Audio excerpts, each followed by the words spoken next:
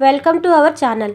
ఈరోజు మనం ఎన్సిఎఫ్టిఈ 2009 ఈ ఎన్సిఎఫ్టిఈ 2009 అనే టాపిక్కి సంబంధించి కొన్ని ప్రాక్టీస్ బిట్స్ అనేవి తెలుసుకుందాం.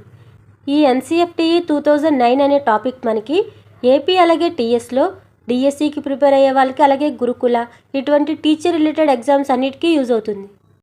మరి ఎన్సిఎఫ్టిఈ 2009 మరి 2009 ఉందని కొంతమంది ఇది విద్యా హక్కు చట్టం అనుకుంటారు, కానీ ఇది విద్యా హక్కు చట్టం కాదు. అలాగే ఎన్సిఎఫ్టిఈలో ఎన్సిఎఫ్ ఉందని చెప్పేసి ఎన్సిఎఫ్ అంటే మరి 2009లో రాలేదు కదా అని ఆలోచిస్తారు. కానీ ఇది ఎన్సిఎఫ్ కాదు, అలాగే ఆర్టీఈ చట్టం కాదు. ఇది ఎన్సిఎఫ్టిఈ 2009. ఇది దేనికి సంబంధించిందంటే టీచర్ ఎడ్యుకేషన్కి సంబంధించింది. అంటే ఎన్సిఎఫ్ అంటే ఏంటి? National curriculum framework. మరి ఇక్కడ టీఈ అంటే టీచర్ ఎడ్యుకేషన్ కదా. National curriculum framework teacher education అంటే ఎన్సిఎఫ్ 2005 అలాగే ఎన్సిఎఫ్ఎస్సి 2023 ఇవన్నీ దేనికి? అవి స్కూల్ ఎడ్యుకేషన్కి సంబంధించి. అంటే స్కూల్ ఎడ్యుకేషన్కి సంబంధించి నేషనల్ కరికులం ఫ్రేమ్వర్క్. మరి ఇది టీచర్ ఎడ్యుకేషన్కి సంబంధించి నేషనల్ కరికులం ఫ్రేమ్వర్క్. అంటే బీఈడి డిఈడి కాలేజెస్ ఉంటాయి కదా, అంటే టీచర్ ఎడ్యుకేషన్కి సంబంధించి ఎటువంటి పాఠ్యాంశాలు ఉండాలి, ఎటువంటి వ్యూహాలు ఉండాలి, కాబట్టి ఇటువంటివన్నీ కూడా ఇందులో ఉంటాయి. కాబట్టి మొత్తం కూడా టీచర్ ఎడ్యుకేషన్కి సంబంధించి ఉంటాయి. కాబట్టి ఇప్పుడు మొదటి ప్రశ్న చూడండి, నేను ఆప్షన్స్ చదవను. మొదటి ప్రశ్న చూడండి, ఎన్సిఎఫ్టిఈ 2009ని విస్తరించండి. దీనికి కరెక్ట్ ఆన్సర్ ఏంటంటే option 1 national curriculum framework for teacher education. కాబట్టి ఎన్సిఎఫ్టిఈ అనగా national curriculum framework for teacher education. తర్వాత ప్రశ్న, ఎన్సిఎఫ్టిఈ 2009ను ఎవరు రూపొందిస్తారు? దీనికి కరెక్ట్ ఆన్సర్ ఏంటంటే ఆప్షన్ 2 ఎన్సిటిఈ.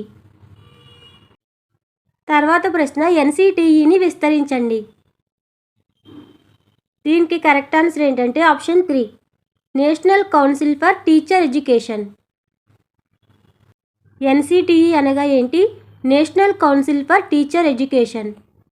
తర్వాత ప్రశ్న, ఎన్సిటిఈ క్రింది వాటిలో వేటి ఆధారంగా ఎన్సిఎఫ్టిఈ 2009ను రూపొందించారు?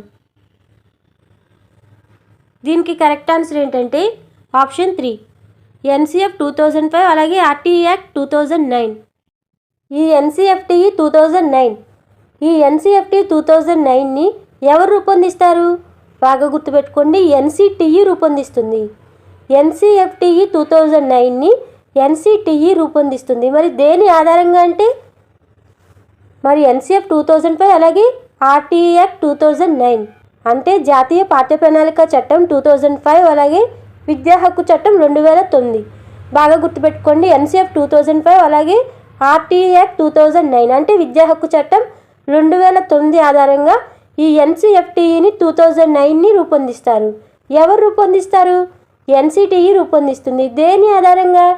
ఎన్సిఎఫ్ 2005 అలాగే ఆర్టీఈ యాక్ట్ 2009. మరి ఈ రెండింటి ఆధారంగానే ఈ ఎన్సిఎఫ్టిఈ 2009ని ఎవరు రూపొందిస్తారు అంటే ఎన్సిటిఈ రూపొందిస్తుంది. బాగా గుర్తుపెట్టుకోండి. కాబట్టి ఇప్పుడు ఈ ప్రశ్న చూడండి, ఎన్సిఎఫ్టిఈ 2009ని వేటి ఆధారంగా రూపొందించారు? ఒకటి ఎన్సిఎఫ్ 2005, ఇంకొకటి ఆర్టీఈ యాక్ట్ 2009. మరి ఎవరు రూపొందిస్తారు? ఎన్సిటిఈ. మరి ఎన్సిఎఫ్ 2005 ఆర్టీఈ యాక్ట్ 2009 ఆధారంగా ఎన్సిటిఈ అనేది ఎన్సిఎఫ్టిఈ 2009ని రూపొందిస్తుంది. తర్వాత ప్రశ్న, జాతీయ పాఠ్య ప్రణాళిక చట్టం 2005 అలాగే విద్యా హక్కు చట్టం 2009 మార్గదర్శకాల ఆధారంగా ఎలాంటి ఉపాధ్యాయులను తీర్చిదిద్దడానికి ఈ ఎన్సిఎఫ్టిఈ 2009 ప్రణాళికా చట్టం రూపొందించడం అనేది జరిగింది. దీనికి కరెక్ట్ ఆన్సర్ ఏంటంటే ఆప్షన్ 3 నిపుణత అలాగే మానవత్వం కలిగిన ఉపాధ్యాయులను తీర్చిదిద్దడానికి ఈ ఎన్సిఎఫ్టిఈ 2009 రూపొందించడం అనేది జరిగింది. కాబట్టి జాతీయ పాఠ్య ప్రణాళిక చట్టం అలాగే విద్యా హక్కు చట్టం 2009 మార్గదర్శకాల ఆధారంగా నిపుణత అలాగే మానవత్వం కలిగిన ఉపాధ్యాయులను తీర్చిదిద్దడానికి ఈ ప్రణాళికా చట్టం రూపొందించడం అనేది జరిగింది. తర్వాత ప్రశ్న, ఎన్సిఎఫ్టిఈ రూపకల్పనలో ఈ క్రింది వాటిలో ఏ అంశాలు కేంద్ర బిందువులు? దీనికి కరెక్ట్ ఆన్సర్ ఏంటంటే ఆప్షన్ 4 పైవన్నీ సరైనవే. సమాజ భాగస్వామ్యం, ఐసిటి సమైక్యత, ఈ లెర్నింగ్ ఇవన్నీ కూడా ఎన్సిఎఫ్టిఈ రూపకల్పనలో కేంద్ర బిందువులే. తర్వాత ప్రశ్న, ఎన్సిఎఫ్టి 2009 ఎంతమంది సభ్యులతో కూడిన ఒక నిపుణుల కమిటీని ఏర్పాటు చేసింది? దీనికి కరెక్ట్ ఆన్సర్ ఏంటంటే ఆప్షన్ 4. కాబట్టి ఎన్సిఎఫ్టి 2009లో మొత్తం 7 సభ్యులు ఉన్నారు. తర్వాత ప్రశ్న, ఎన్సిఎఫ్టి 2009 సభ్యులలో లేనివారు?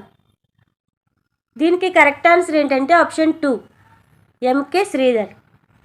మరి ఎన్సిఎఫ్టి 2009లో ఎంకే శ్రీధర్ గారు సభ్యులు కాదు. మరి ఆ సభ్యులు ఎవరంటే మనకి 7 సభ్యులు ఉంటారు కదా. ఎన్సిఎఫ్టి 2009లో 7 సభ్యులు ఉంటారు. ఆ 7 సభ్యులు ఎవరో తెలుసుకుంటే మనం ఇటువంటి ప్రశ్నలు ఈజీగా చేయొచ్చు. కాబట్టి ఆ 7 సభ్యులు ఎవరో తెలుసుకుందాం.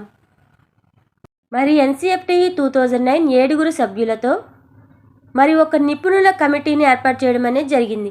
మరి ఆ 7 సభ్యులు Raja Ganesan, LC Singh, VK Sabharwal, C Seshadri, next RS Khan, తర్వాత CL Anand, next VS Chowdary.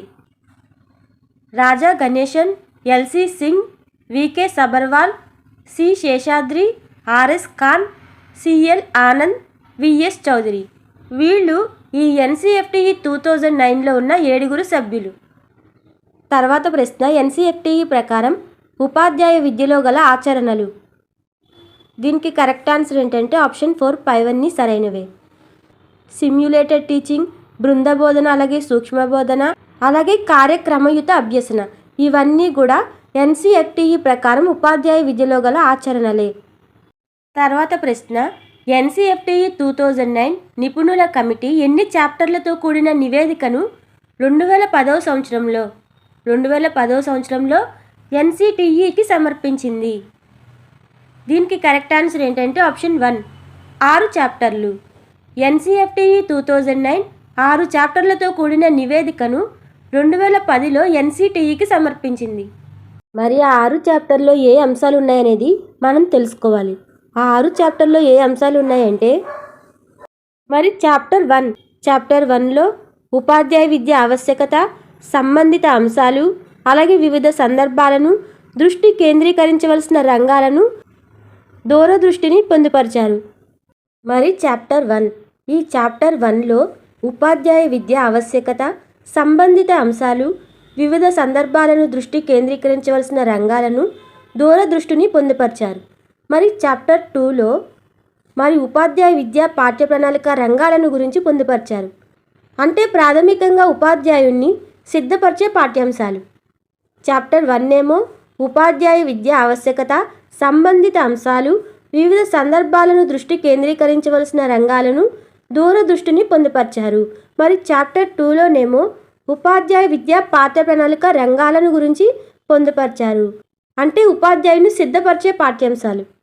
ఈ చాప్టర్ 3లో ఛాత్రోపాధ్యాయుల అభివృద్ధికి కావలసిన పాఠ్య ప్రణాళిక, దాని అమలు తీరు, మూల్యాంకన విధానాలను పొందుపరిచారు. మరి ఛాత్రోపాధ్యాయులు అంటే స్టూడెంట్ టీచర్, అంటే ట్రైనింగ్ తీసుకుంటారు కదా టీచర్ ఎడ్యుకేషన్కి సంబంధించి బీఈడి, డిఈడి, వీళ్ళను ఛాత్రోపాధ్యాయులు అంటారు. కాబట్టి వీళ్లకు సంబంధించిన పాఠ్య ప్రణాళిక, దాని అమలు తీరు, మూల్యాంకన విధానాలను ఈ చాప్టర్ 3లో పొందుపరిచారు. మరి దీన్నే ఇంకో విధంగా కూడా చెప్పచ్చు, ఈ స్టేట్మెంట్నే ఇంకో విధంగా కూడా చెప్పచ్చు. ఎలా అంటే విద్యా ప్రణాళికను నిర్వహించుట, అభివృద్ధి చెందుతున్న ఉపాధ్యాయులు మూల్యాంకనం చేయుట. మరి అభివృద్ధి చెందుతున్న ఉపాధ్యాయులు అంటే ట్రైనింగ్ తీసుకుంటున్న టీచర్స్, కాబట్టి ఈ స్టేట్మెంట్ని ఇలా కూడా చెప్పచ్చు. చాప్టర్ 4లో ఉపాధ్యాయుల నిరంతర నైపుణ్యాభివృద్ధికి వృత్యంతర కార్యక్రమాలు, అంటే వృత్తిలో ఉన్న ఉపాధ్యాయులకు నైపుణ్యాభివృద్ధికి సహాయ సహకారాలు అందించడం. మరి చాప్టర్ 5, ఈ చాప్టర్ 5 అనేది ఉపాధ్యాయ అధ్యాపకుల తయారీ విధానాల గురించి తెలియజేస్తుంది. మరి చివరిగా 6వ చాప్టర్ అయితే అమలు చేయాల్సిన వివిధ వ్యూహాలను తెలియజేస్తుంది. మరి చివరి చాప్టర్ ఏం తెలియజేస్తుంది? అమలు చేయాల్సిన వివిధ వ్యూహాలను గురించి తెలియజేస్తుంది. మరి ఎన్సిఎఫ్టి 2009 నిపుణుల కమిటీ 6 చాప్టర్లతో కూడిన నివేదికను 2010లో ఎన్సిటిఈకి సమర్పించడం అనేది జరిగింది. మరి ఈ 6 చాప్టర్లు దేనికి సంబంధించినవి కూడా మనం తెలుసుకున్నాం. ఈ వీడియోలో మనం ఎన్సిఎఫ్టి 2009కి సంబంధించి కొన్ని ప్రాక్టీస్ బిట్స్ అనేవి తెలుసుకున్నాం. ఇంకా మరికొన్ని ప్రాక్టీస్ బిట్స్ అనేవి టాపిక్కి సంబంధించి మనం అప్కమింగ్ వీడియోస్లో తెలుసుకుందాం. ఈ వీడియో కనుక మీకు నచ్చినట్లయితే ఈ వీడియోని ఒక లైక్ చేయండి, అలాగే షేర్ చేయండి, అలాగే ఈ ఛానల్ని సబ్స్క్రైబ్ చేసుకోండి. Thanks for watching this video.